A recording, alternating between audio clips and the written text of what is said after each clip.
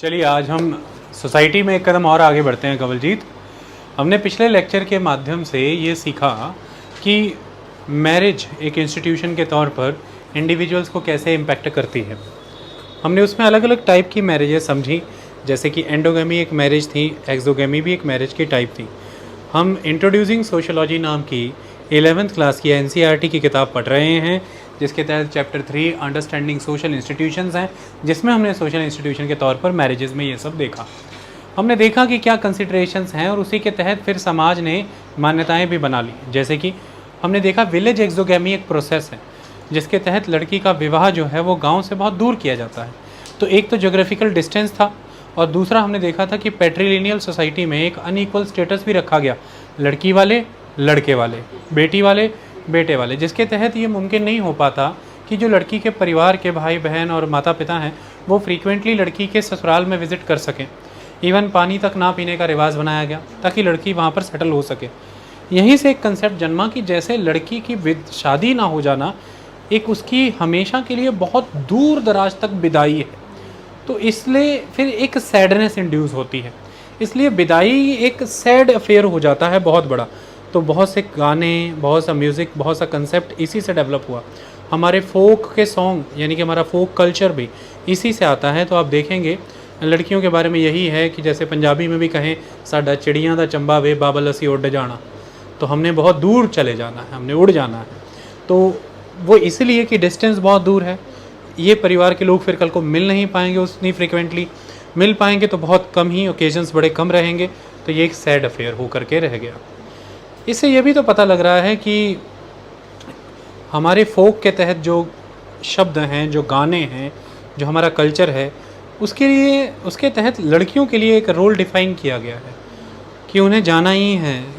तो शुरू से एक कंसेप्ट पता है कि इतना बड़ा जोग्राफिकल डिस्टेंस रखा जाना है और उसे बसना है उस घर में, तो शुरू से उसे ये कंडीशनिंग की जाती है कि ये तुम्हारा पराया घर है, तुम हमारा पराया धन हो। तो लड़की पराया धन है, ये तुम्हारा पराया घर है, वो तुम्हारा अपना घर होगा, वो समाज तुम्हारा अपना होगा, तुम्हें वहाँ जा कर के बसना है, उस समाज को तुम्हें आगे बढ़ाना है। इस तरह की कंडीशनिंग इसलिए बचपन से की जाती है कि एक स्मूथ ट्रांजिशन हो जाए, एक लेवल पर फैमिली नाम के यूनिट्स हेल्दी मैनर में काम करते रहे ताकि सोसाइटी इंटैक्ट रहे। ये प्रक्रियाएं अपनाई गई इसी वजह से। तो इस पर वुमेन का रोल यहाँ पर डिफाइंड है, वुमेन का बहुत इम्पॉर्टेंट पोजीशन भी यहाँ पर नज़र आ रही है कि फैमिली नाम की ये सोशल इंस्टीट्यूशंस अगर इस हेल्दी मैनर में सर्वाइव हो भी रही हैं, जिससे कि सोसाइटी बन रही है, सोसाइटी को एक स्टेबिलिटी मिल रही है, उसमें वुमेन का रोल बहुत महत्वपूर्ण है। उसका स्मूथ ट्रांजिशन होना ये ज़रूरी तो है, वुमेन का इसमें ट्रांजिशन हो करके उस कल्चर में चले जाना बहुत ज़रूरी है।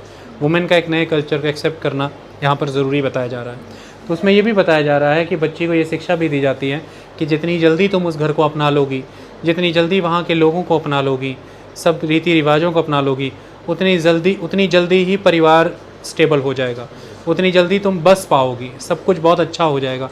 तो ऐसे डायलॉग्स आपने अक्सर सुने होंगे। वो यही है कि एक लेवल की एक्सोगेमी प्रैक्टिस की जा रही है, it is a village exogamy. तो टाइप ऑफ मैरिजेज़ एक महत्वपूर्ण कंसेप्ट है इंस्टीट्यूशन ऑफ मैरिज के तहत, और हर टाइप की मैरिज का प्रभाव आ रहा है कभी पुरुष पे कभी महिला पे, और महिलाओं पर आने वाला प्रभाव हमने जिक्र किया। बाद में हम एक्टिविटीज़ के वाया जब जाएंगे तब तो इन चीज़ों को देखेंगे ही, लेकिन इस कॉन्टेक्स्ट में हमने इसे डिस्कस किया। फिर इसी के अलावा अगर हम देखें तो बहुत सी चीज़ें और भी हैं, जहाँ हमने कल के लेक्चर में यह भी सीखा कि क्योंकि पैट्रियार्कल सोसाइटी में जो राइट ऑफ सक्सेशन है वो मेल के पास है, जो डोमिनेंस एंड अथॉरिटी भी है, डिसीजन मेकिंग भी है, वो भी मेल के पास है। इसके तहत ये देखा जाता है कि कोई लड़कियां शादी करके चली जाएंगी, वो उन्हें कहा जाता है कि भाई आप पराया धन है, आपको पराए घर में जाना है, उस घर को बसाना है। तो मैंने बताया कि एक माइंड सेट ऐसा क्रिएट हुआ कि लड़कियों का पालन पोषण करना, उन पर खर्च करना, उन्हें शिक्षा देना, उन्हें सिंचित करना, उन्हें बड़ा करना, एक तरह से दूसरे के बागान में लगे फूल में पानी देने बराबर है। इस तरह का कल्चर रहा, NCERT में इसके रिलेटेड कोड दिए हुए हैं। तो एक तरफ यहाँ पर हमने देखा कि इस कंसेप्ट की वजह से सेक्स रेशियो में गिरावट, उसके ऊपर से भी चाइल्ड सेक्स रेशियो में अधिक गिरावट, जिसमें कि खेती प्रधान राज्य जैसे कि पंजाब, हरियाणा ज़्यादा जूझ रहा है और पंजाब की परिस्थितियाँ बुरी हैं चाइल्ड सेक्स रेशियो के मामले में। लेकिन इसके अलावा भी अगर हम देखें तो बड़ी उम्र के दौर में भी महिलाओं के लिए परिस्थितियाँ उतनी बेहतर नहीं हैं। जहाँ हमने एक तरफ मोनोगैमी कंसेप्ट देखा, उसमें हमने ये देखा कि एक समय के दौरान आप विवाह करते हैं, एक गिवन टाइम में आपका एक स्पाउस है, तो ये मोनोगैमी है। यहाँ पर गिवन टाइम कंसेप्ट ज़्यादा इंपॉर्टेंट हो गया। मतलब अगर आपका डाइवोर्स हो जाता है या फिर आपके स्पाउस की डेथ हो जाती है, तो फिर आप एक बार और विवाह कर लेते हैं, तो वो भी मोनोगैमी ही होगी। It is a serial monogamy, क्योंकि एक समय में एक ही पत्नी आपकी थी या एक समय में एक ही पति आपका था। जब मैं एक समय में एक ही पत्नी कहता हूँ कंसेप्ट चलता है, लेकिन जब मैं एक समय में एक ही पति कहता हूँ तो कंसेप्ट थोड़ा सा डाइवर्टेड लगता है। क्योंकि अगर आप यही सोसाइटी को ऑब्ज़र्व करें इंडियन लेवल पे, तो जो मेल हैं किसी भी कास्ट ग्रुप से हैं, किसी भी वर्ण से हैं, मेल को रीमैरिज के परमिशंस फ्लेक्सिबल रहे हैं। चाहे वो विडोवर हो जाते हैं, यानी कि उनकी पत्नी का देहांत हो जाता है, चाहे वो डाइवोर्स कर जाते हैं, वो रीमैरी करते हैं। लेकिन फीमेल के लिए रीमैरिज को लेकर के बहुत रिस्ट्रिक्शंस रही, and very very specifically to the upper caste women. Upper caste women का डाइवोर्स का सिचुएशन बहुत ही रिजिड था, उन्हें सेलिबेसी ही फॉलो करनी पड़ती थी। इसलिए आप देखेंगे भी कि अपर कास्ट ब्राह्मण्स में और other upper caste Rajput families में मोस्टली ईस्ट में देखें तो बंगाल के क्षेत्रों में और वेस्ट में राजस्थान के क्षेत्र में अंग्रेज़ों के समय में काफ़ी कैंपेन इंडियंस के द्वारा ही हुए, जो एनलाइटेंड और अवेकेंड इंडियंस थे, कि विडो का भी रीमैरिज हो। तो विडो सती हो जाया करती थी, और अगर राजपूताना क्षेत्र में देखें तो जौहर कर लेती थी। तो मुद्दा ये है कि विडो का रीमैरिज नहीं था, या तो वो सती हो जाती थी, अपने पति के जो बर्निंग फायर है उसी के ऊपर जल करके ख़त्म हो जाती थी, या वो एक हाई लेवल स्टॉन्च सेलिबेसी को फॉलो करती थी। जैसे कई प्रक्रियाएं अपनाई जाती थी, उनके बाल मुड़वा दिए जाते थे, उनके श्रृंगार सभी ख़त्म कर दिए जाते थे, उन्हें श्वेत साड़ी धारण करनी होती थी, खान पान में से स्पाइसेस ख़त्म कर दिए जाते थे, बिना तड़के का भोजन लेना, एकदम सात्विक भोजन कर देना सिस्टम, और उन्हें समाज से घुलने मिलने ना देना, किन्हीं भी रिचुअल्स में ऑस्पिशियस डेज़ में उनकी इन्वॉल्वमेंट्स ना कराना। तो उनकी प्रेजेंस को एक इनऑस्पिशियस प्रेजेंस माना जाने लगा रिचुअल्स में उनका। आज भी आप देखें तो ये माइंडसेट है कि अगर पिताजी गुजर चुके होते हैं तो माताजी स्वयं से ही परहेज़ करती हैं। अगर लड़की या लड़के के विवाह समारोह में कोई रीति रिवाज करने हैं, वो खुद ही परहेज़ करती हैं कि मैं शामिल ना रहूँ तो अच्छा है, कि कल को कोई अपशगुन होगा तो ये ना हो जाए, मुझ पर ही बोझ ना आ जाए कि मेरे बच्चे का ऐसा हुआ मेरे कारण। ये हो जाता है, हर जगह नहीं होता लेकिन हो जाता है। तो ये वुमेन के साथ ये जुड़ा गया।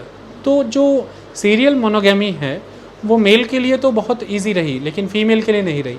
और इसमें भी मैं कहूँ तो अपर कास्ट में ऐसा भी हो सकता है कि जो वुमेन है वो ज़्यादा मैटर था ऑनर का और प्राइड का, और अपर कास्ट लेवल पर ये भी प्रयास किए गए कि भाई आपको strict rules of celibacy follow करने हैं, ताकि ये ना हो जाए कि कास्ट व्यवस्था ही बिगड़ जाए। क्योंकि आप अपर कास्ट में हैं और अब आपका हस्बैंड है नहीं, तो ये समस्या आ जाएगी कि भाई और कोई अपर कास्ट से सपोज़ कीजिए आपके साथ विवाह कर नहीं रहा, क्योंकि वहाँ पर भी नियम सख्त बने हुए हैं, क्योंकि अपर कास्ट मेल है, ऑलरेडी बहुत प्राइड उसके साथ अटैच किया गया है, तो वो क्यों करेगा एक विडो के साथ।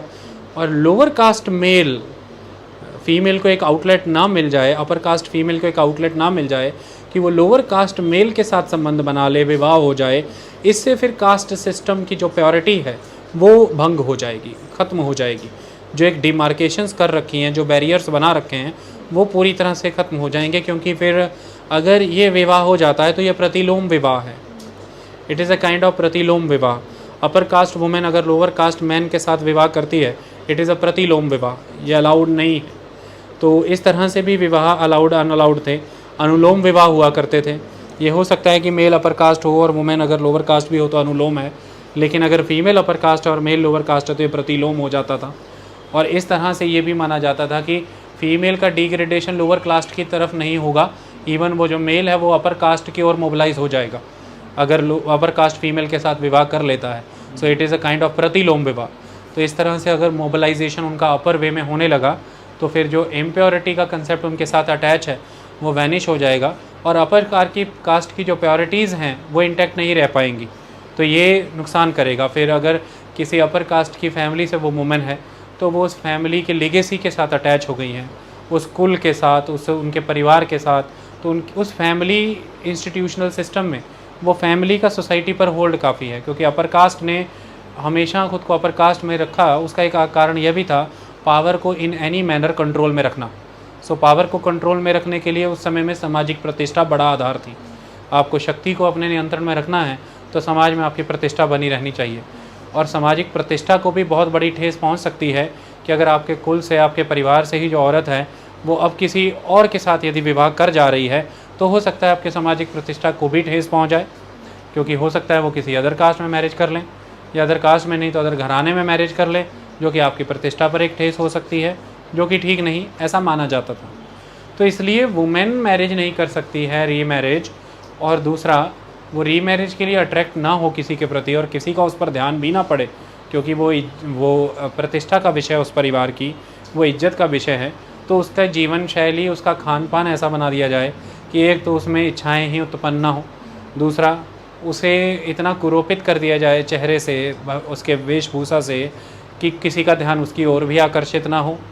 तीसरा, उनके साथ इस तरह के मान्यताएं समाज में जोड़ दिए जाएं कि वो इनऑस्पिशियस हैं, तो उन्हें किसी ऑस्पिशियस इवेंट में शामिल ना किया जाए और लोग इसको एक एक्सेप्शन ही माने, उनकी प्रेजेंस एक नॉर्मल ना काउंट हो जाए, ये एक एबनॉर्मलिटी ही रहे, ताकि वो इकट्ठ से, समागमों से दूर रहें, ताकि कम से कम लोगों के ध्यान का केंद्र बने, आकर्षण का केंद्र बने। इस तरह की प्रक्रियाएं बनाई गई। उस समय की समाज की ऐसी आवश्यकताएं समाज ने पैदा कर दी कि ये करना पड़ा और वुमेन इसे फॉलो करती चली गई। तो इसके लिए बहुत सी चीज़ों का उदाहरण लिया गया, कुछ फोक में चीज़ें ऐड की गई, कुछ लोकगीत, लोक कथाएँ ऐसी बनाई गई, और वुमेन की माइंड की कंडीशनिंग भी ऐसी की गई कि वो इनऑस्पिशियस है। तो इस तरह की चीज़ें उसके साथ अटैच की गई। तो फिर ये प्रक्रिया आपको देखने को मिलती है। और अगर इस लेवल पर अगर आज की डेट में देखें तो टोटल फीमेल पॉपुलेशन जो इंडिया का है उसमें से 10% पॉपुलेशन आज भी विडो है। और सेकेंड आस्पेक्ट अगर आप देखें तो 50 के अबव, अगर मैं एज की बात करूं तो 50 के अबव टोटल फीमेल पॉपुलेशन का 55% वुमेन विडो है आज की डेट में। टोटल फीमेल पॉपुलेशन का अगर मैं 50 के अबव की एज की वुमेन्स को कंसिडर करूं तो फिर 55% वुमेन आज की डेट में विडो है। इंडिया में विडोज़ की लार्जेस्ट पॉपुलेशन है, इंडिया में विडोज़ की लार्जेस्ट पॉपुलेशन है। और उसका कारण एक ये भी बताया जाता है कि लाइफ एक्सपेक्टेंसी का बढ़ जाना, जो मेल हैं उनकी लाइफ एक्सपेक्टेंसी बढ़ चुकी है इसकी वजह से, और फीमेल की भी लाइफ एक्सपेक्टेंसी बढ़ चुकी है। ओवरऑल लाइफ एक्सपेक्टेंसी बढ़ चुकी है और फीमेल की लाइफ जो है वो मेल से ज़्यादा है एक लेवल पर। इसकी वजह से ये हो जा रहा है कि मेल डेथ कर जा रहे हैं और फीमेल एग्जिस्टेंस में हैं अभी भी, तो वो विडो की फॉर्म में एग्जिस्ट कर रही हैं। आई बात समझ में? तो ये एक कारण माना जाता है। हेल्थ फैक्टर को भी, लाइफ एक्सपेक्टेंसी को एक रीज़न माना जाता है। मेल की उम्र बड़ी रखी जाती थी औरत से, इसका पर्पज़ ही ये रहा करता था कि मेल एक लेवल पे डोमिनेटिंग रहेगा फीमेल के कंपैरेटिवली। जबकि अगर बाय रूल देखा जाए बायोलॉजिकली तो मेडिकल साइंस ये कहती है कि फ़ीमेल की लाइफ एक्सपेक्टेंसी मेल से ज़्यादा है। तो बहुत सी अगर आप वेस्टर्न सोसाइटीज़ देखेंगे तो वहाँ पर फीमेल आपको उम्र में बड़ी देखेगी एज़ कम्पेयर टू मेल शादी के दौरान। इसके तहत जो फीमेल है ऑल द टाइम आप मेल की एग्जिस्टेंस के तहत ही फीमेल की डेथ होते देखेंगे। यही चीज़ धीरे धीरे मॉडर्न सोसाइटी में इंडिया में भी आज अपनाई जाने लगी, लेकिन एक टैबू है, इसलिए हम इस चीज़ को रिवर्स नहीं कर पा रहे। टैबू यही है कि महिला उम्र में बड़ी नहीं होनी चाहिए पुरुष से, क्योंकि आयु भी हमारे समाज में प्रतिष्ठा का आधार है। आयु में आपसे बड़े भाई, आयु में आपसे बड़े पिता, आयु में आपसे बड़ी माता, आयु में आपसे बड़े बुजुर्ग समाज में। तो आयु आपका एक बेसिस है स्टेटस का। As is a basis of status. और मैंने जब स्टेटस एंड रोल पढ़ाया था तो उसमें मैंने ये भी पढ़ाया था कि एज एक फैक्टर है इसका। एज के बेसिस पे स्टेटस मिलता है, स्टेटस से रोल आते हैं। स्टेटस ये मिलता है कि आपका अनुभव अधिक है, आपका तजुर्बा ज़्यादा है, आपकी डिसीजन मेकिंग ज़्यादा मैच्योर होगी और आप डायरेक्ट कर सकते हैं, आप लीड कर सकते हैं। इसलिए हमेशा से ही ये कंसेप्ट रखा गया कि जो पुरुष है उनकी आयु अधिक होनी चाहिए महिलाओं से। तो वो 2 साल 1.5 साल आज की डेट में बराबर एज में भी कर देते हैं, लेकिन फिर भी हमारी सोसाइटी में एक्सेप्शन है। अगर लड़की 1-2 साल बड़ी हो जाए लड़के से तो हम ये बातें करते हैं कि लड़की देख लो 1-2 साल बड़ी है लड़के से, फिर भी इनको पता नहीं क्या समस्या थी, इन्होंने फिर भी रिश्ता यहीं पर किया। लेकिन बायोलॉजिकली अगर हम देखें तो ये एक रीज़न बन जा रहा है विधवाओं का नंबर बढ़ने का, क्योंकि या तो लड़का उम्र में बड़ा है या लगभग सामान्य उम्र है, और लड़कों की लाइफ एक्सपेक्टेंसी जो है वो फीमेल के कंपैरेटिवली कम है। इसके तहत फिर ये नेचुरली है कि अगर फीमेल की 67.5 है और मेल की 65.5 है और दोनों हम उम्र के भी विवाहित हैं, तो फिर मेल 65.5 में निकल लेगा, 67.5 तक फीमेल को सर्वाइव करना ही है, तो वो विडो की फॉर्म में सर्वाइव वहाँ पर करेगी। आई बात समझ में। और बहुत बड़ा कारण ये है कि भारत के अभी भी बहुत से क्षेत्रों में कम उम्र में विवाह किया जाता है, अभी तक भी चाइल्ड मैरिजेस के कंसेप्ट एग्जिस्ट करते हैं। बहुत सी मान्यताओं के तहत ये चीज़ें की जाती हैं, सरकारों की, पुलिस की, लॉ इन्फोर्समेंट एजेंसीज़ की नज़रों में ये सब नहीं आता, या कहीं कहीं पर सोसाइटल सिस्टम इतना स्ट्रॉन्ग है कि नज़रों में आ भी जाता है तो रिपोर्टिंग उस लेवल पर नहीं होती, कोई कार्रवाई नहीं करता, लेकिन ये सिस्टम है। तो उसके तहत भी अगर हम देखें तो ये समस्या पैदा होती है। और उसमें भी अगर देखें तो अपर कास्ट लेवल पर जो मेल है उन्हें री मैरिजेस की परमिशंस हैं। तो होता ये है कि जब विडो की अगर मतलब उसकी वाइफ की अगर डेथ हो रही है तो मेल जब शादी करने आ रहा है तो वो छोटी उम्र की ही कन्या को चाहेगा, छोटी उम्र की कन्या के साथ ही विवाह करता है। इसमें भी फिर जब अब उसकी डेथ हो रही है, क्योंकि वो उससे उम्र में गैप बहुत ज़्यादा है, तो ये छोटी उम्र में विधवाएं हो रही हैं। तो एक ज़माना भारत में ऐसा हुआ करता था, एक अच्छी खासी बड़ी उम्र के मर्द का विवाह एक छोटी उम्र की कन्या एवं नाबालिग के साथ कर दिया जाता था। इसलिए ये समस्या भी उत्पन्न हुई थी कि लाइफ एक्सपेक्टेंसी उस समय में बहुत कम था, तो मेल विवाह के कुछ समय पर्यंत ही मृत्यु को प्राप्त हो जाता था और लड़कियां भी नाबालिग ही होती थी, वो इस उम्र में ही विधवा हो जाती थी, जिसमें कि फिर युवा होने पर और आगे बढ़ने पर नेचुरली विवाह की इच्छा उनमें होती थी, लेकिन वो विवाह नहीं कर सकती। इसलिए प्रयास ये किए जाते थे कि वो सती ही हो जाएं तो ज़्यादा बेहतर है, या फिर सेलिबेसी में डाल दिया जाता था उन्हें। आई बात समझ में। तो इसके लिए कुछ चेंजेस सोसाइटी में ट्रांसफॉर्मेशंस आनी ज़रूरी हैं बायोलॉजिकली, लेकिन वो आ नहीं पा रही क्योंकि सोसाइटल आस्पेक्ट्स बहुत स्ट्रॉन्ग हैं। यहाँ पर भी हम सोशल इंस्टीट्यूशंस का ही रोल काउंट करेंगे कि स्टेटस एक बड़ा कंसेप्ट है और उसका एक आधार एज भी है फैमिली लेवल पर, और एज मर्द की ही बड़ी रहनी चाहिए, औरत की कम होनी चाहिए, क्योंकि एज से आपके स्टेटस से आपके रोल्स आते हैं और रोल्स के लेवल पर डोमिनेटिंग पोजीशन मेल की ही है, क्योंकि सोसाइटी पैट्रियार्कल है एक बड़े स्तर पर।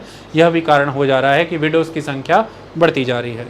इसमें हम किसी समय में कभी लार्जर कॉन्टेक्स्ट में पूरा लेक्चर रखेंगे, लेकिन ये सब हमने उस मैरिज और फैमिली नामक इंस्टीट्यूशनल प्रोसेसेस से सीखा कि किस तरह से इंडिविजुअल को, समाज को प्रभावित करती हैं, समाज का फोक इससे प्रभावित होता है, समाज के रिचुअल्स इससे प्रभावित होते हैं, और फिर अल्टीमेटली मेल और फीमेल एज एन इंडिविजुअल उन्हीं रिचुअल्स, उन्हीं फोक, उन्हीं कस्टम्स, उन्हीं कल्चर से प्रभावित होते हैं और समाज आगे बढ़ता है। कोई इसे भोगता है, जैसे महिलाओं को विडो के रूप में भोगना भी पड़ता है, और कोई किसी के लिए ये समाज में प्रतिष्ठा का आधार भी है, जैसे बड़े लेवल पर अपर कास्ट मेल के लिए ये एक सामाजिक प्रतिष्ठा का आधार भी बन जाता है कि उसकी मृत्यु के बाद उसकी पत्नी किसी और के पास नहीं जानी चाहिए, कुल की मर्यादा बनी रहनी चाहिए। यह भी बड़ी चीज़ है। तो इस तरह से समाज घटित होता है, समाज इस तरह से अनफोल्ड होता है, और उसमें इन इंस्टीट्यूशंस का, बहुत सामाजिक संस्थाओं का बड़ा रोल है, जैसे कि फैमिली, जैसे कि मैरिज। आज हम आगे बढ़ते हैं एक लेवल पर और देखते हैं इकोनॉमी और पॉलिटी को, कि ये किस तरह से सोशल इंस्टीट्यूशंस को प्रभावित करती हैं, इनका खुद का रोल क्या है, और किस तरह से सोशल इंस्टीट्यूशंस और इनमें संबंध बनते हैं, इनमें इंटीग्रेशन है डिफरेंट स्फेयर्स के तहत। फैमिलीज़ कैसे कनेक्टेड हैं इकोनॉमी के साथ, इकोनॉमी का क्या प्रभाव है फैमिलीज़ के ऊपर। मैंने आपको लेक्चर की शुरुआत में ही, जब इसका पहला लेक्चर दिया था, मैंने आपको यही बताया था कि प्राइवेट अफेयर, प्राइवेट स्फेयर यानी कि फैमिली पब्लिक स्फेयर्स के साथ कनेक्टेड है, जैसे कि पॉलिटी, इकोनॉमी और अदर पॉलिसी मेकिंग। तो उसके तहत हम देखते हैं कि इकोनॉमी के साथ ये कैसे कनेक्टेड रहती है। सबसे पहले जब हम इकोनॉमी की बात करते हैं तो वर्क एंड इकोनॉमिक लाइफ की हेडिंग के तहत पहला क्वेश्चन ये क्रिएट होता है कि वर्क क्या होता है, व्हाट इज़ वर्क। हमारे दिमाग में काम की एक नॉर्मल जो डेफिनेशन चलती है वो यही है कि anything which is paid employment वो वर्क है, कि जिसके तहत भी कुछ पेमेंट आ रही है, यानी कि हम किसी काम में एम्प्लॉयड हैं और वहाँ से कोई पैसा आ रहा है तो वो वर्क है। इसके तहत हम बहुत आसानी से कह देते हैं हमारे घरों में काम कर रही हमारी माताएं जो दिन रात कार्य कर रही हैं, हम बड़े आराम से कह देते हैं कि वो she is not working, she is the house maker, या शी इज़ हाउस वाइफ, या शी इज़ हाउस वुमेन, और हम शी इज़ नॉट वर्किंग, जबकि वो सबसे अधिक काम कर रही हैं। रात को सुलाने के समय दूध देने तक भी वो सबसे देर तक जाग रही हैं, दूध का गिलास भी आपको दिख रही है और सुबह नाश्ता भी आपको सबसे पहले वही दे रही हैं। स्टिल आप यही लाइन यूज़ कर रहे हैं कि शी इज़ नॉट वर्किंग। और एक लाइन अक्सर परिवारों में इस्तेमाल हो जाती है कि भाई हमारे ख़ानदान में काम करने की अनुमति नहीं है, लड़कियां काम नहीं करती हैं तो आप काम नहीं करेंगे। तो काम नहीं करेंगे से उनका कहने का भाव यही है पेड एम्प्लॉयमेंट के लिए आप बाहर नहीं जाएंगे, जबकि घर के काम तो वो सारे करेंगी, तो आप घर का काम करिए, बाहर नहीं जाएंगी। इस तरह के शब्द हमेशा हैं। तो यहाँ पर हम कन्फ्यूजन क्रिएट करते हैं। वर्क का मतलब पेड एम्प्लॉयमेंट ही नहीं होता। बहुत से ऐसे वर्क होते हैं जिसके लिए कोई पेमेंट नहीं मिलती। बहुत से ऐसे वर्क होते हैं जो कहीं पर दर्ज भी नहीं होते हैं, किसी स्टैटिस्टिकल रिकॉर्ड में भी नहीं होते हैं, लेकिन वह भी सारे वर्क ही होते हैं। तो जब हम सोसाइटी के लेवल पर वर्क को देखते हैं, एज अ सोशलॉजिस्ट हम ऑब्ज़र्व करते हैं, तो वर्क के मायने बदल जाते हैं। उसी के तहत हम इसके कंसेप्ट को समझना चाहते हैं। अभी जैसे घरेलू स्तर पर काम हो रहे हैं, वो वर्क में काउंट नहीं हो रहे, जबकि वह भी एक तरह के वर्क ही हैं। क्योंकि ओवरऑल देखें तो आप जब घर से बाहर निकल कर के रोज़गार कमाने जाते हैं, उसके पीछे आपका पूरा परिवार के स्तर पर हो रहे काम, और आपको सस्टेन और सपोर्ट कराने के लिए जो कपड़े हैं, आपके खाना पीना, आपकी बाहरी चिंताएं, उनकी समस्याओं का समाधान, आपके इमोशंस, आपकी हरासमेंट्स, एम्बैरेसमेंट्स, हर चीज़ को स्टेबल करने का काम परिवार के वह लोग कर रहे हैं जो शायद इस डेफिनेशन के मुताबिक कोई काम नहीं कर रहे हैं, लेकिन वह आपको कामकाजी बनाए रखने में बड़ी भूमिका निभा रहे हैं। इसलिए आपका कार्य भी यदि सिद्ध हो रहा है तो उनकी मौजूदगी, उनकी एग्जिस्टेंस एक बड़ा रोल प्ले कर रही है। उस कंसेप्ट के हिसाब से देखें तो सोशोलॉजी वर्क को किसी और एंगल से देखती है। ये एक इम्पॉर्टेंट चीज़। इसके अलावा एक शब्द आ जाता है जिसे हम अगर टेक्निकल सेंस में अब कहें तो बहुत सा इनफॉर्मल वर्क है, जिसे शायद कि हम टेक्निकल इकोनॉमिक सेंस में वर्क ही नहीं कंसिडर कर रहे हैं। वो इनफॉर्मल वर्क की अगर मैं बात करूं तो it is a work done is, यहाँ पर इज़ आएगा, मैं पढ़ करके इसलिए बताता हूँ कि आपको लिखा हुआ भी साथ में समझ आ जाए। Work done is not recorded in any direct way in the official employment statistics. Transactions जो होती हैं वो होती हैं outside the sphere of regular employment, यानी कि बहुत बड़ी इकॉनमी इनफॉर्मल है। अगर मैं इंडिया की बात करूं तो इंडिया की तो ऑलमोस्ट 91-92% इकोनॉमी इनफॉर्मल है। इसका सीधा उदाहरण ले सकते हो कि आपकी बाइक की गाड़ी के पहिए का, आपकी बाइक के पहिए की हवा निकली और रोड साइड आपने किसी पंचर वाले से हवा भरवा ली और 10 रुपये उसको दे दिए। अब अल्टीमेटली किसी गवर्नमेंट के किसी स्टैटिस्टिक्स में, एम्प्लॉयमेंट स्टैटिस्टिक्स में ये दर्ज नहीं होगा। उसको जो कमाई 10 रुपये की हो वो कहीं दर्ज नहीं होगी। हो सकता है वो इनकम टैक्स रिटर्न भी फाइल ना करता हो, ऑब्वियसली वो नहीं करता होगा सपोज़ करो, और आपने जो उसको 10 रुपये दिए इसकी एंट्री आप कहीं भी नहीं डालेंगे, इसका भी रिकॉर्ड नहीं रखेंगे। तो आपने कैश के बदले में सर्विसेज ले ली। बहुत बार कई मौक़ों में कैश के बदले में गुड्स भी ले ली जाती हैं। तो कैश दे करके गुड्स ले लेना, सर्विसेज ले लेना, और इन ट्रांजैक्शंस का कहीं कोई डाटा मेंटेन ना होना। और उस पंचर वाले के पास 2 बच्चे भी काम करते हैं, उनको भी वो 2000-1500 दे देता है। वो 2000-1500 भी किसी रिकॉर्ड में मेंटेन नहीं हो रहे हैं, और ओवरऑल एक इस तरह की एम्प्लॉयर क्रिएट हो गया और एम्प्लॉय क्रिएट हो गया। एम्प्लॉयर जिसको आपने 10 रुपये दे दिए, बदले में सर्विसेज ले ली, और अगर आपको उसने कुछ लगाने को दे दिया है आपके साइकिल पे तो आपने उससे गुड्स भी ले ली। बहुत सी चीज़ें साइकिल पे लगाने के लिए हम दुकानों से ले लेते हैं। दूसरी तरफ वो एम्प्लॉयर भी है क्योंकि उसने आगे बच्चे भी रखे हुए हैं, काम करवा रहा है उनसे। बच्चे अक्सर इन दुकानों पे काम करते दिखते हैं, तो वो उनको सैलरी भी दे रहा है। जो लोग सैलरी ले रहे हैं उसका भी रिकॉर्ड कहीं नहीं है, जो सैलरी दे रहा है इसका भी रिकॉर्ड कहीं नहीं है। इस तरह से ढाबे, दुकानें, छोटी मोटी शॉप्स, किराने, राशन की दुकानें, बेअंत काम। 91-92% इकॉनमी इंडिया की इनफॉर्मल है। 91-92% एम्प्लॉयमेंट इंडिया की इनफॉर्मल सेक्टर में है। इनफॉर्मल एम्प्लॉयमेंट है, ये बड़ी चीज़ है, यानी कि अनऑर्गेनाइज्ड सेक्टर में है। इसे हम अनऑर्गेनाइज्ड सेक्टर कहते हैं, ऑर्गेनाइज्ड सेक्टर नहीं है। यानी कि इनका कोई ESI कार्ड नहीं बन रहा, इनके कोई प्रोविडेंट फंड्स नहीं कहीं पर जमा हो रहे, पूरी तरह से इनफॉर्मल मैनर में चल रहा है। तो सीधी तरह से देखें तो कहीं पर कोई ऑफिशियल एम्प्लॉयमेंट स्टैटिस्टिक्स में डायरेक्टली ये कहीं पर किसी रिकॉर्ड में नहीं आ रहे, और जो भी गुड्स एंड सर्विसेज की ट्रांजैक्शंस हो रही है इन लिeu ऑफ द कैश, वो regular transactions outside the sphere of regular employment, वो उसके बाहर ही हो रही हैं। आई बात समझ में? इसी के लिए गवर्नमेंट ज़्यादा से ज़्यादा डिजिटल मोड को प्रेफर कर रही है।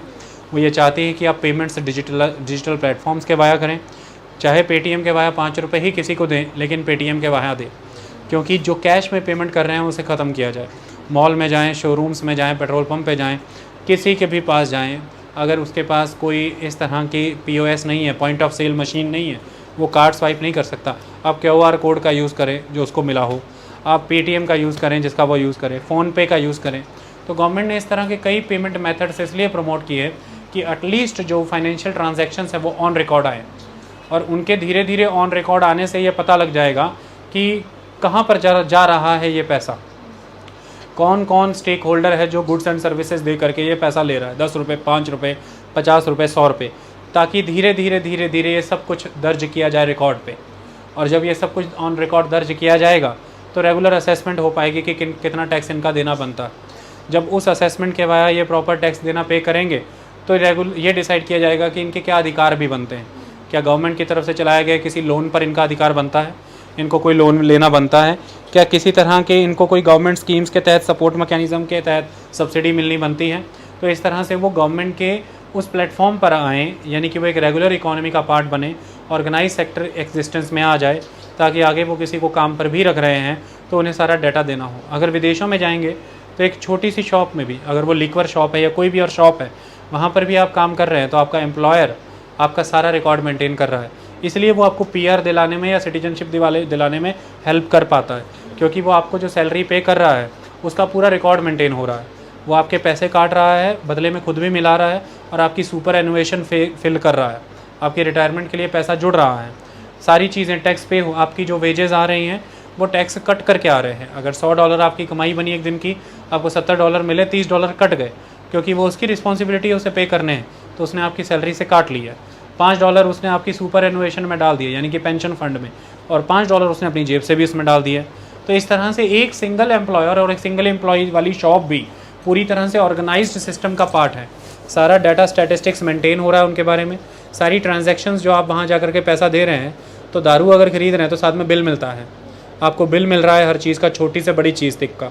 आप वहाँ पर जा कर के, जैसे आज की डेट में आप किसी भी हाइपर मार्ट में या कहीं पर भी जाते हैं, आप 10 रुपये का बिस्किट का पैकेट भी ले रहे हैं तो आपको बिल पकड़ाता है, साथ में एक बिल काट करके दे देता है, मशीन से उसी समय निकलता है, क्योंकि उसका रेट ही तब तक नहीं उठता जब तक उस पर स्कैनर नहीं लगाता है। और जैसे ही उस पर वो स्कैनर लगाता है तो रेट उठ जाता है और वो पर्ची अपने आप बाहर आती है। लेकिन राशन वाली दुकान पे 8-8, 10-10 हज़ार का आप राशन महीने का ले रहे हो, कोई लेखा जोखा ही नहीं है। अंकल को फ़ोन लगा दिया, आंटी ने राशन डाल दिया और स्कूटी पे आकर के आपके घर दे गए, आप खुद जाकर गाड़ी में ले आए, कहानी ख़त्म। ना ज़िंदगी भर उन्होंने कभी टैक्स भरा है और ना आपको कोई बताने की ज़रूरत है कि आपने राशन कितने का लिया और वो जो 10,000 का राशन आपने लिया, आप पैसा कहाँ से लाए। तो मोस्टली जो 2 नंबरी पैसा आप कमाते हैं वो घर बनाने में, जो सीमेंट, ईंटा, रेता, तो आप देखेंगे क्योंकि आज की डेट में नियम सख्त होते जा रहे हैं, 2 नंबरी पैसा अब रोटेट करना मुश्किल है। तो पैसा पुराना भी दबा हुआ था जो नोटबंदी के समय में भी मुश्किल कर गया, उसके बाद भी पैसा है 2 नंबरी। तो एक तरीका है फिर उसका, अभी भी घर बनाने में, रियल एस्टेट में वो ज़्यादा पकड़ा नहीं जाता। रेता बजरी आप ले आते हैं, वो आपसे बदले में ये नहीं कहता बिल ले लो। ईंटें ले आते हैं, वो आपसे कहता नहीं बिल ले लो। स्टोन कॉन्ट्रैक्टर है, मार्बल लगाने वाला है, घर बनाने वाला है, वो आपसे नहीं कहता कि मुझे बिल ले लो मेरे से। तो ये सारे काम, तो इसलिए आप देखें जलंधर में एक ट्रेंड है, और भी शहरों में कोठियों पे पैसा जम करके लग रहा है। बड़ी बड़ी कोठियाँ बन रही हैं, कारण ये है कि किधर खपाएँ, पैसा किधर डालें। एक ऑप्शन ये है कि सरकार की नज़र में आए स्कैनर में, तो सब कुछ डिक्लेयर करें, उसमें और ज़्यादा फंसेंगे, सवाल जवाब और ज़्यादा बढ़ेंगे। क्या करें फिर, दान करना नहीं अपन को, क्योंकि वहाँ भी सब ठग बैठे हैं, क्योंकि हम भी ठगी थे तो फिर वहाँ भी ठगी है। तो तीसरा ऑप्शन क्या है, फिर कुछ नहीं कर सकते, कोठी। तो प्लॉट भी हम नहीं लिए जा सकते, मुश्किल हो जाती है, क्योंकि वो अंडर द स्कैनर है। बेनामी कानून भी आ जाएगा किसी समय में भी। तो बेहतर यह है कि कोठी एक से एक, तो पहले कोठी है, अब उतनी ही कोठी है, उसको और कितना बढ़ाए, तो उसमें लग्जरी आइटम्स ढूंढ ढूंढ कर लगाई जाएंगी, एक से एक महंगी महंगी टूटियाँ, आर्टिफैक्ट्स, डिज़ाइन, पेंटिंग्स, और हर 6 महीने पे मार्बल बदला दिया जाएगा और सीलिंग बदला दी जाएगी। तो देखना काम चलता ही रहता है, कभी बंद ही नहीं होता। आप 2 साल पहले विजिट करके हटेंगे, 2 साल बाद फिर जाएंगे, अब कहेंगे फिर काम, वो कहेंगे हाँ हाँ थोड़ा बदला रहे, तो आप तब सोचोगे इतना भी क्या बदला रहा है, 20 साल से हमारा घर बना पड़ा, कुछ नहीं बदला। तो मुद्दा ये है कि बदलता रहेगा, चलता रहेगा, क्योंकि पैसा क्या करें हम, समझिए बात को, लगता रहना चाहिए, ट्रेंड बदलता रहना चाहिए। और सेकेंड हैंड गाड़ियों का बाज़ार बड़ा गर्म हो जाएगा ऐसे क्षेत्रों में, क्योंकि फर्स्ट हैंड गाड़ी लेंगे तो फिर आरटीओ ऑफिस में सारा नाम चढ़ेगा सब कुछ। तो बेहतर ये कि कोई और ले ले, कोई और ले ले। एक दिन वाली पुरानी गाड़ी बाज़ार में आ जाती है और फिर हम वो ले लेंगे, वो हम ले लेंगे बता करके कि कीमत बड़ी कम में ली है, और कीमत असली कुछ ज़्यादा होगी, लेकिन हम भी एग्री करेंगे, बेचने वाला भी एग्री करेगा कि बड़ी कम में है। तो कितनी का कैश कर सकते हो, कैश पेमेंट हो जाएगी, बाकी ऑन अकाउंट हो जाएगी, और वो हम लोन करवा लेंगे। तो वो हम लोन करा लेंगे, 3 महीने बाद लोन फुल पे कर देंगे। तो वो जुगाड़ चलता है, गाड़ी लोन पे निकलवा ली 25 लाख रुपए की, वो करवा ली, लोन भी बंद करा दिया 3 महीने के बाद, सारा पैसा भी घूम घाम गया, कुछ को पता नहीं लगा, और सेकेंड हैंड बाजार से सब कुछ हो गया। तो इसलिए 2-2 दिन पुरानी गाड़ियाँ सेकंड हैंड बाजार में आ जाएंगी, और इसलिए तगड़े तगड़े आदमी गाड़ी भी सेकंड हैंड लेंगे। आप हैरान होंगे इसको क्या ही प्रॉब्लम थी, तो नया ले सकता था, लेकिन वो लेगा सेकंड हैंड ही, क्योंकि नहीं लेता तो बहुत सारे स्कैनर्स में आ जाता। आई बात समझ में? तो इस तरह से एक सिस्टम चलता है। तो ये इनफॉर्मल है, सब कुछ इनफॉर्मल चल रहा है, अनऑर्गेनाइज चल रहा है। तो इस तरह से भारत भर में भी एक इनफॉर्मल वर्क एग्जिस्ट कर रहा है बड़े स्तर पर। तो फिर उस हिसाब से चले तो फिर ये भी वर्क नहीं है, उस डेफिनेशन के अकॉर्डिंग चले तो फिर ये भी वर्क नहीं है, क्योंकि हमें तो पता ही लग रहा कि क्या वर्क है क्या नहीं। लेकिन क्योंकि कितनी गुड्स और सर्विसेज देश में पैदा हो रही हैं एक साल के तहत, क्योंकि अब उस साइकिल वाले ने पंचर लगाया है तो पंचर कहीं प्रोड्यूस हुआ होगा, कहीं ना कहीं देश में ज़रूर पंचर बना होगा। जिस कंपनी ने वो बनाया है, प्रोडक्शन की है, तो गुड्स और सर्विसेज कितनी प्रोड्यूस हो रही हैं, इस बेसिस पे हम देख पा रहे हैं कि इकोनॉमी का साइज़ क्या चल रहा है। आई बात समझ में? हालांकि टैक्स पेयर उतने नहीं है। अब देखो 135 करोड़ का देश है, 3.5-4 करोड़ के अराउंड इस देश में टैक्स पेयर है। देश कैसे चलेगा? देश कितना है? 135 करोड़ का, और टैक्स पेयर देश में कितने हैं? 3.5-4 करोड़ के around. Direct tax payer, indirect tax तो मजबूरी में सबको ही भरना पड़ता है, डायरेक्ट टैक्स पेयर इतने ही है। कारण यही है, पता ही नहीं चल रहा है कुछ। लेकिन इकोनॉमी का साइज़ क्लियर है कि इतनी गुड्स और इतनी सर्विसेज प्रोड्यूस तो हो रही हैं, क्योंकि कहीं प्रोड्यूस हुई हैं तो कहीं कंज्यूम भी हुई होंगी। तो फिर उस हिसाब से देखें तो गैप बहुत तगड़ा है, क्योंकि अगर उस हिसाब से देखें तो फिर इनफॉर्मल सेक्टर में इतना अकाउंट बोल रहा है, क्योंकि इतनी बड़ी economy, goods and services, GDP इतनी बड़ी है, जबकि फॉर्मल सेक्टर से तो उसका 8% ही रिपोर्ट हुआ। तो रेस्ट किधर चलते जा रहा है सारा? 92% इनफॉर्मल सेक्टर में, 92% अनऑर्गेनाइज सेक्टर में। तो इस हिसाब से सरकार आंकड़ा निकाल पाती है कि इतना बड़ा वॉल्यूम फिर इनफॉर्मल में, अनऑर्गेनाइज सेक्टर में रिपोर्ट हो रहा है, जो कि काउंट ही नहीं हो रहा कि वर्क है अभी, जो कि काउंट ही नहीं हो रहा वर्क है अभी, क्योंकि एम्प्लॉयमेंट के नाम पर फिर एम्प्लॉयमेंट ही काउंट होगी। तो इसलिए अगर प्रधानमंत्री कई बार ये कहते हुए पकड़े जाते हैं, आप लोग उनकी क्रिटिसिज्म कर सकते हैं, वो कहते हैं कि कोई आदमी अगर देखिए पकौड़ा बेच रहा है, भजिया बेच रहा है, तो ये भी तो रोज़गार ही है। कहने को आप कहेंगे ये रोज़गार नहीं है, लेकिन अगर ध्यान से देखा जाए तो उसने अगर ऐसा कोई काम धंधा खोल लिया है तो वो कमा ही रहा है। वो इनफॉर्मल है, इसलिए आप कह रहे हैं कि वो कोई काम थोड़ी ना है, वो कोई रोज़गार थोड़ी ना है। That is the issue. आई बात समझ में? लेकिन हाँ, अगर किसी स्टार्टअप के तहत वो यही चाय सुट्टा खोल दे कहीं पर, वो एक स्टार्टअप है, तो फिर आप उसकी अलग अलग चैनलों पर स्टोरियाँ भी करेंगे कि 100 करोड़ का बिजनेस बना लिया। लेकिन वही जो एक रोड साइड चाय की टपरी है, आप काउंट ही नहीं करेंगे, वो इकोनॉमी का हिस्सा ही नहीं है। कहने को चाय की टपरी है, लेकिन कमाने को दिहाड़ी का 5,000 वो उसी से कमा रहा है। लेकिन चाय सुट्टा खोला है, टैक्स रेगुलर भरा जा रहा है, एम्प्लॉयज़ की सैलरी प्रॉपर आ रही है, शेयर होल्डिंग प्रॉपर है, सब कुछ ओके, वो फॉर्मल इकोनॉमी का पार्ट है, तो उसका वर्क काउंट है, उसका वर्क काउंट नहीं। तो इस तरह से ये बुक में ये कंसेप्ट लिखा गया है कि इस तरह से भी एक कंसेप्ट है, लेकिन अगर टेक्निकल सेंस में जाए तो वो वर्क काउंट होता ही नहीं है। आई बात समझ में? Still it is a work. House hold work is a work. House में काम करती हुई made, it is a work.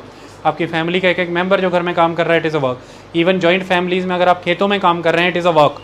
पाँचों के पाँचों मेंबर्स ने मिलकर के खेतों में काम किया, इट इज़ अ वर्क। क्योंकि अगर वो 5 मेंबर ना होते तो फिर आप 5 लोगों की लेबर अवेल करते, तो उसके लिए आपको वेजेस देने पड़ते। लेकिन ये 5 मेंबर को नहीं देने पड़े, तो फिर ये काउंट ही नहीं हुआ इकोनॉमी में। तो it is not work, it is a family work. लेकिन इकोनॉमी के टिपिकल सेंस में ये वर्क नहीं हुआ। बट अगर सोशलॉजी पॉइंट ऑफ व्यू से जाएँ तो फिर ये भी एक तरह का काम है, क्योंकि हमें ये समझना है कि वर्क एंड इकोनॉमी का फैमिली सिस्टम पे, इंडिविजुअल पे प्रभाव क्या आता है। इसलिए हमें काम को दूसरे नज़रिए से देखना है, अर्थव्यवस्था वाले टिपिकल डेफिनेशन के नज़रिए से नहीं देखना है। आई बात समझ में? तो उस हिसाब से वो कह रहे हैं वर्क अगर हम देखें तो वो ये है, वेदर पेड और unpaid is carrying out of a task requiring the expenditure of mental and physical effort. अब देखिए, अब डेफिनेशन बदल गई कि वर्क एक तरह का ये है कि चाहे वो पेड है या अनपेड है, आप टास्क परफॉर्म कर रहे हैं और उसमें मेंटल और फिजिकल एफर्ट लग रहा है, which has its objective of the production of goods and services that cater to human needs.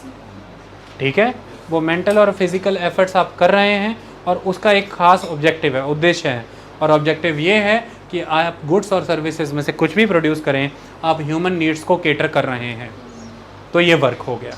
अब आप घर में भी काम करें तो वो वर्क हो गया, क्योंकि जब घर में सुबह से लेकर के नाश्ते से लेकर के रात के दूध के गिलास तक घर की जो गृहिणियाँ हैं, घर की माताएं हैं, वो कार्य कर रही हैं, तो अल्टीमेटली वो आपकी सर्विसेज की नीड्स फुलफ़िल कर रही हैं, तो प्रोडक्शन ऑफ सर्विसेज हो रही हैं, जिसके तहत उनकी मेंटल और फिजिकल एफर्ट्स लग रहे हैं, और वो मेंटल और फिजिकल एफर्ट्स वो एक उद्देश्य के तहत लगा रही हैं, और उद्देश्य ये है कि सुबह से रात तक उन्हें वो सेवाएँ देनी हैं, वो सर्विसेज प्रोड्यूस करनी है, जैसे कि खाना।